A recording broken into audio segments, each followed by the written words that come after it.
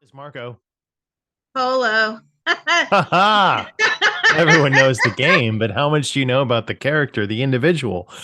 Allegedly living in 1254 and living for 70 years, he's kind of famous about going to, I don't know, the Mongol Empire and bringing knowledge to the Silk Road. I thought we could help separate fact from fiction and see if we can bring in the real entity who lived as Marco Polo and find out if he was a real person or if he's sort of a composite figure. Those of you listening outside of the USA may not understand what we just did, but there's a popular children's game when you're swimming that the person who is looking for you closes their eyes and they say Marco, and the people that they're looking for, the kids they're looking for, say Polo, Marco, Polo. And what you do is the person keeps their eyes closed and they keep trying to find you within the water. It's silly, but yeah. And we'll find out how he feels about that, his name being notorious with a pool game. Ooh, I don't think he's too happy about that. No, I'm teasing. He's all right with it. He's like indifferent. So, real person, he really existed at that time. He actually exists. Yes. What's true, what's false about the stories around you? Most of it is false. Okay. What was your job and what was your goal in your life when you came down? What's your job and your goal in your life? Well, to be an explorer, he was more of like the ship hand. I don't feel like he was the main explorer. It's just that he told wild stories better than most people. And a lot Ah, of it, yeah, a lot of it is oral. And he wasn't the main or the only explorer there. so he embellished the truth a bit. Did you about all the time? He figured no one's gonna know. There's no Wikipedia. What are they gonna do? Mm. He's like, I've gone down in infamy as the biggest storyteller in history. Oh my God. So, That's what fun. was his real experience like meeting Kubla Khan, and how close of a friend did they become, or did they not become friends? They were acquaintances. I mean, strange people to a strange land. Everybody's on high alert.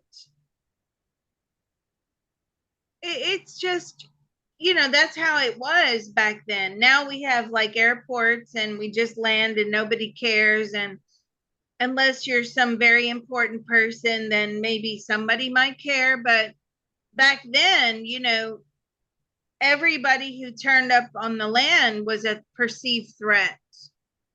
But they would always take gifts for people.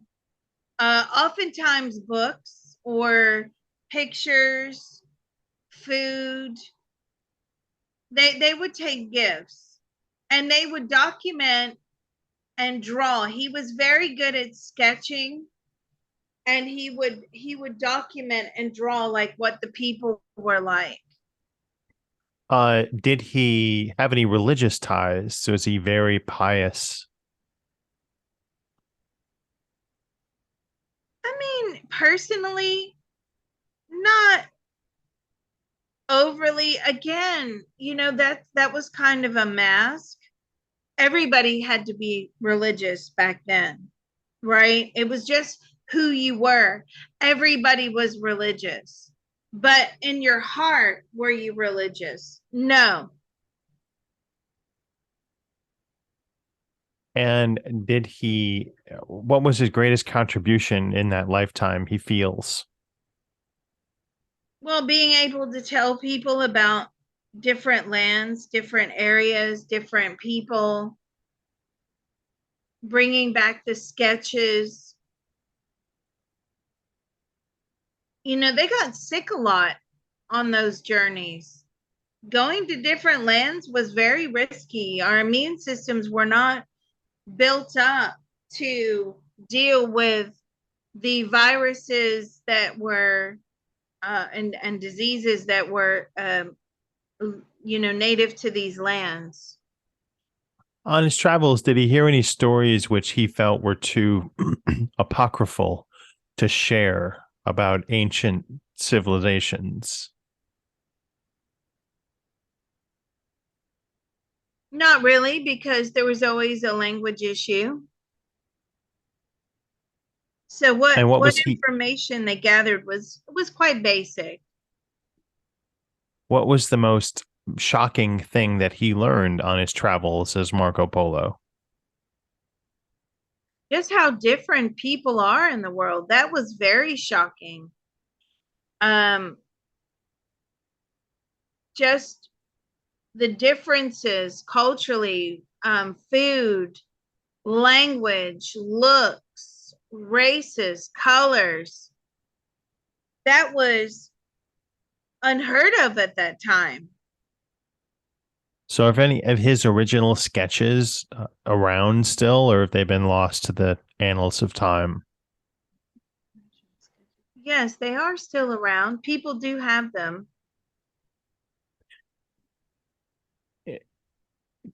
Did he meet?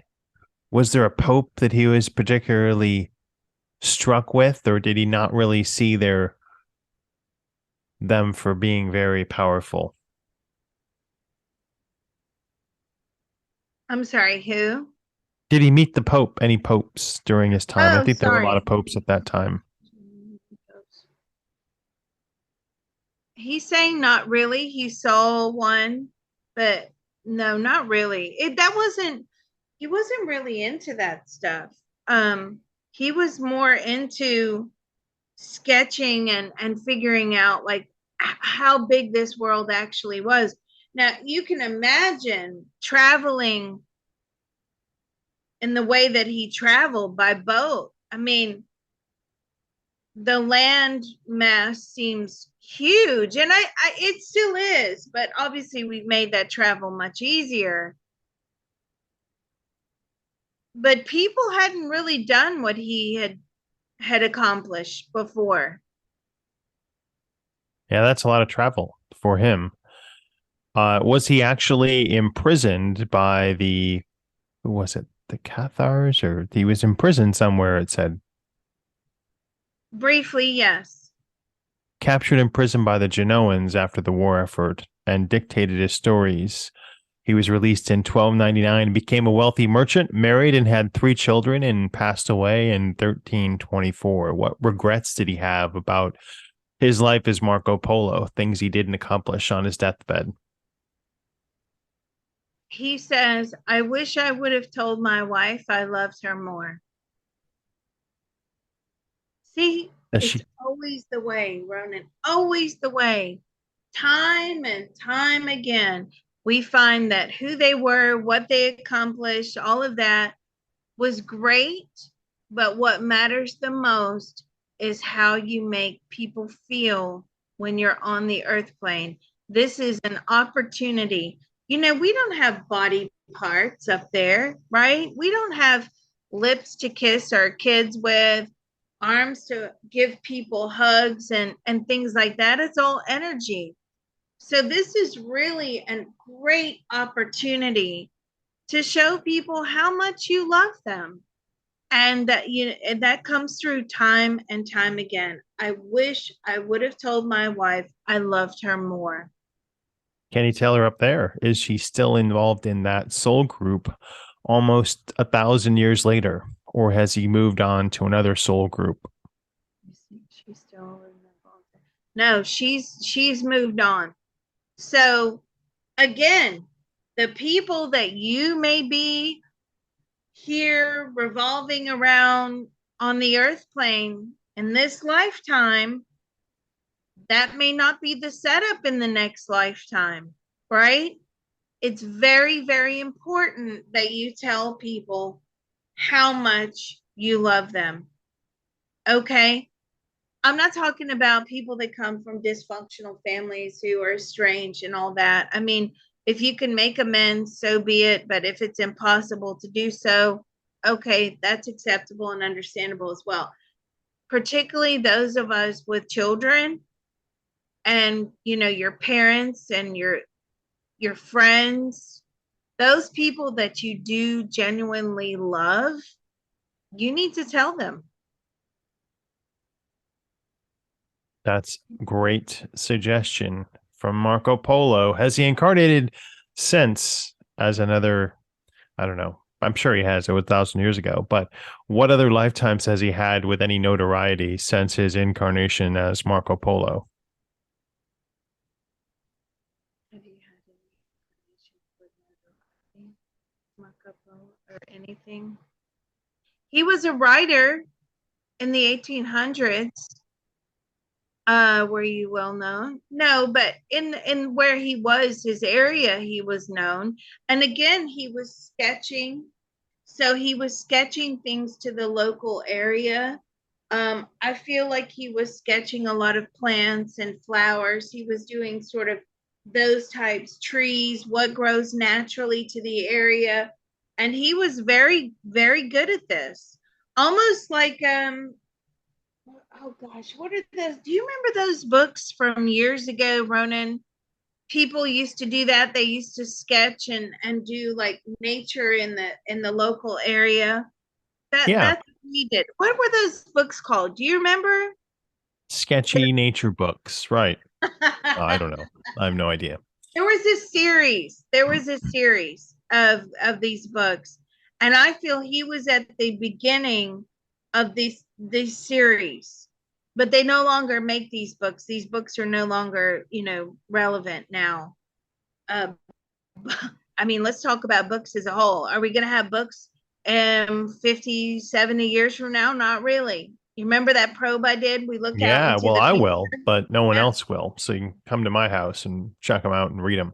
I find that I've give books to people and let them borrow them and they never give them back. So I probably won't let you borrow my books. But as Marco Polo, what is he most proud of in that lifetime? We looked at his regrets, but looking back.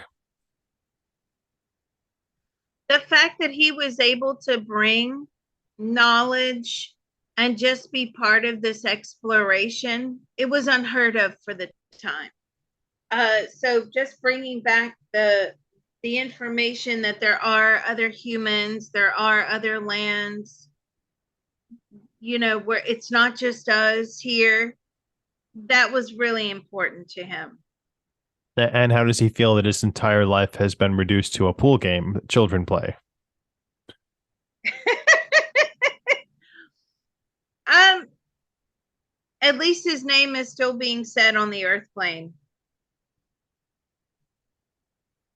Still being said. Does he have any plans to come back in the near term? Yeah, he's coming back very soon. Where and what does he hope to accomplish in this next incarnation spin? Where will you reincarnate to? Will you be in Europe? He'll be in Europe. He's going to be in Italy. So he quite likes it there. Um, and what are you going to do in that lifetime? He's going to be a painter. He loves being an artist, going to be a painter and a singer, and hopes to impact and leave his mark through his talents.